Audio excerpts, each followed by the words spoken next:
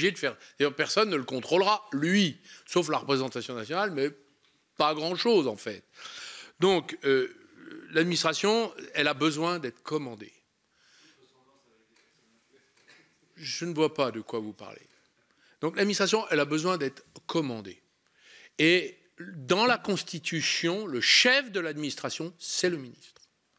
Donc, quand l'administration ne fait pas une chose, c'est le ministre qui prend la responsabilité. Il n'y a pas, pour moi, l'administration qui prendrait des décisions. On la laisse faire ce qu'elle veut.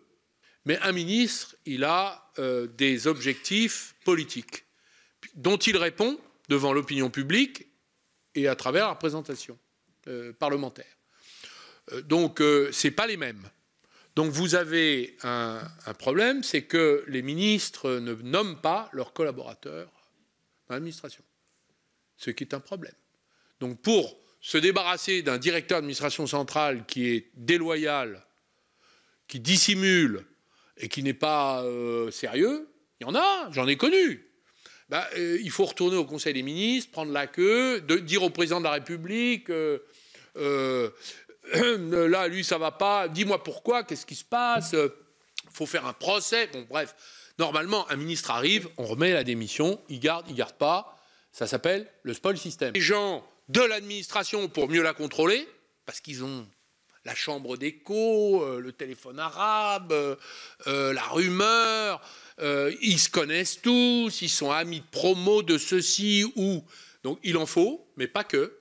Alors moi, j'avais décidé de faire un cabinet composite, avec des gens venus de la société, des gens de l'économie, des économistes, des universitaires, parce que laisser l'économie aux technocrates, c'est un désastre. Vous êtes ministre de l'économie, vous venez d'être nommé sur le perron. Vous avez le directeur du Trésor qui arrive, il dit voilà, je vous donne la note de conjoncture de la situation réelle de l'économie française, et il ajoute avec un sourire, ce sera la dernière fois qu'elle sera sincère. Oui, monsieur le Président. Donc qu'est-ce qu'on fait quand on en est là? Eh bien, on construit une administration sincère, dévouée, loyale. Donc il faut virer des gens, il faut récompenser d'autres, et il faut entrer dans le détail. C'est-à-dire, moi j'ai découvert un directeur d'administration centrale qui m'a caché 30 millions de son budget. J'ai envoyé un conseiller budgétaire qui était meilleur que lui sur le budget pour le débusquer. J'ai vu des types qui avaient quand même été plus ou moins propres, que j'ai voulu virer, qui sont revenus par la porte, par la fenêtre, et qui revenaient toujours pour obtenir mon contre-seing sur une nomination rattrapage, que je n'ai jamais donnée d'ailleurs. Voilà. Donc, monsieur le rapporteur, je peux vous dire, sur la transparence, ça dépend du ministre. Si le ministre veut que ce soit le cas, ça aura lieu. Si le ministre ne dit rien, ben, ils font ce qu'ils veulent. Non, mais vous, votre idée, aujourd'hui. Ah, mon idée. Alors, moi, mon idée, mais c'est vu d'en bas. Vous avez aujourd'hui des cabinets qui sont les chasseurs de primes d'aide publique. Parce qu'un chef d'entreprise, il n'a pas le temps de faire la paperasse, les appels d'offres pour la BPI, pour le ceci, pour le cela. Donc, il n'a pas le temps, donc il le confie à des cabinets. Ces cabinets se rémunèrent au bas mot à 20%, 30%. Nous-mêmes, nous sommes en conflit devant le tribunal avec l'un d'entre eux. Ce sont les nouveaux agents immobiliers. Je voudrais qu'il y ait un amendement qui capte ou qui aligne leur rémunération, comme les agents immobiliers à 2%, je ne sais plus combien. Vous l'avez fait dans la loi Duflot à une époque, c'était très bien. Faites ça, ils arrêteront de capturer de l'argent public pour aller sur la côte faire la fête. C'est de l'argent public, s'il vous plaît. C'était juste un petit codicile dans votre rapport. J'ai les noms. Si vous voulez la liste, je les ai. Mais on est preneur de toute contribution écrite, monsieur. On dit que les Français ne travaillent pas assez. C'est surtout qu'il n'y a pas assez de travail. Excusez-moi, il n'y a pas assez de travail. S'il faut faire travailler 1 million de personnes de plus, il n'y a pas aujourd'hui les emplois disponibles pour ça. Donc il faut les créer. Il faut les créer. Et c'est ceux qui nous manquent pour financer notre modèle social. Sans difficulté. Parce que nous ne travaillons pas assez, parce que nous ne sommes pas assez nombreux à travailler. Ce n'est pas ceux qui travaillent aujourd'hui, qui ne travaillent pas assez longtemps, les malheureux. Que j'ai vu un chauffeur de taxi, il dit « j'ai 70 ans, je travaille encore parce que les autres ne travaillent pas ». Je dis « les autres ne travaillent pas parce qu'il n'y a pas assez d'activité en France ». Le taux d'emploi dans la population active, par rapport à l'Allemagne, qui est à 76%, est à 68%. Il y a 8 points d'écart. Donc vous avez 8% de la population active qui travaille en moins en France. Ben c'est le chômage, ça. On dit que le chômage baisse, par européenne, italo-française, européenne. Ce semi-conducteur. Sans vous couper, on a mis 3 milliards hein, pour la nouvelle usine. Mais c'est rien du tout par rapport à nos concurrents. D'accord, mais je veux dire, à un moment donné. Non, mais c'est beaucoup pour la France, c'est rien pour l'Union européenne, et c'est rien par rapport à ce que font. Qu'il faut mettre des barres. Si on reste ouvert aux 80, vous pourrez injecter 20 milliards, ça ne changera rien. Monsieur le rapporteur, je ne vous dis pas ça. Je vous dis que nos compétiteurs mondiaux veulent la peau de notre industrie et que si nous ne la défendons pas par tous les moyens, par la protection, mais aussi par la subvention, on n'y arrivera pas. Parce que les montants d'investissement sont considérables.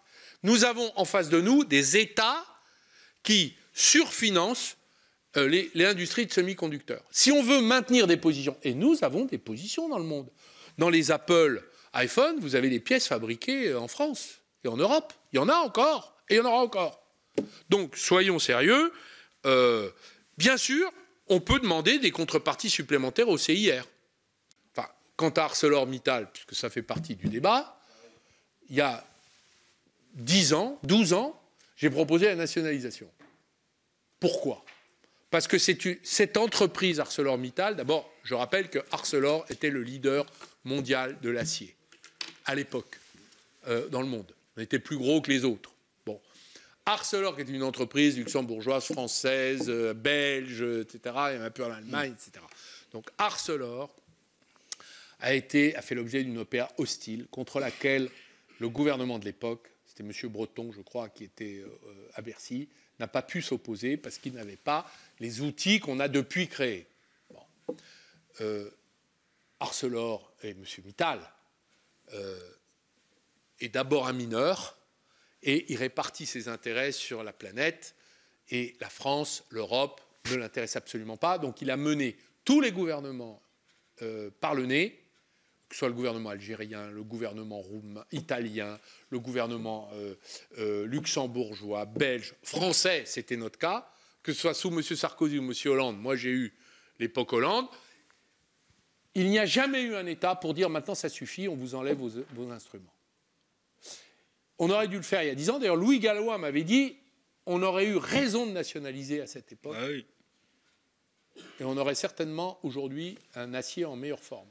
Parce que vous inquiétez pas, après Dunkerque, ça sera fausse. Bien sûr.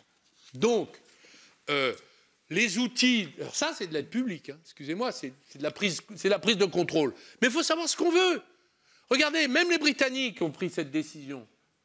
Les industries de semi-conducteurs, les Indonésiens les ont nationalisés, les Japonais ont nationalisé. Donc c'est un outil de souveraineté et il faut savoir s'en servir. D'ailleurs, notre activité et un bon manager, c'est quelqu'un qui exécute bien son BP, son business plan. Bon, bah nous, on n'a même pas de plan et quand on en a un, on l'exécute mal. Donc on pourrait faire mieux. Voilà. Et donc, la question de la prise de contrôle, et elle se pose y compris sur l'industrie des semi-conducteurs, dont on ne peut pas laisser les deux empires nous prendre la substance de notre recherche scientifique. On est surpris de la position du gouvernement, d'apprendre qu'il n'a aucun chiffre. Quand je dis surpris, on est plutôt choqué d'une telle situation. Est-ce que, selon vous, cette absence de communication révèle d'un problème technique, en dehors de ce que vous nous avez parlé, ou bien est-ce une volonté avérée ? Fortement l'administration, moi je pense qu'il n'y a pas eu d'instruction en ce sens. Je vous donnerai une réponse tout à fait nette. Il n'y a pas d'instruction, donc ils refusent de le faire. Et ils ne répondront au Parlement que sur pièce et sur place. Voilà. Mais comme il n'y a pas d'instruction, j'ai eu la liste des prêts FDES, enfin Fonds de résistance économique, FDES, j'ai la liste. Je peux vous la donner, puisqu'elle est entre les mains d'un certain nombre d'interlocuteurs du gouvernement et qui est tout à fait transparent. Donc ça existe, donc il suffit de le décider. Donc c'est une décision politique.